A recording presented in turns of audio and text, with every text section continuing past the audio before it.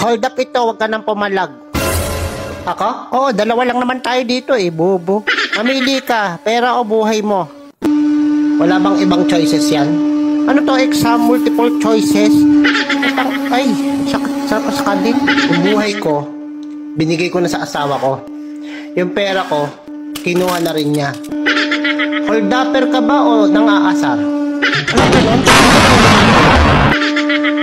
Nang-aasar ka yata eh. O sorry na, hindi ko naman alam eh. Pagod ako, galing ako overtime oh.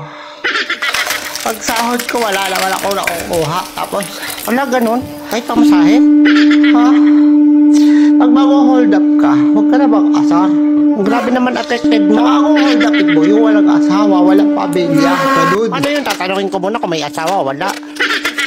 Yan, issue dyan. O ito, may iyak ka na eh. Pag hold up na walang asaran. Hindi ko naman alam eh. Ang iinis ka eh. Sige, sa susunod tatanungin ko kasi. Nabubuli ka pa eh. Nag-hold up ka na, nabubuli ka pa. Hindi ko nga sadya, hindi ko alam. Dalawang kaso yan. Wala, ganun ba yun? Bullying and hold upping. Uy, totoo yun? Meron yata doon. Sige na, hindi na kita hold upin. Hingan mo pa ako tito. Sige na, balik ka sa akin ko na. Alibad-baran ako sa mukha mo.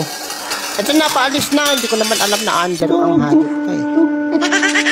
Ang lakas mo, asarahan.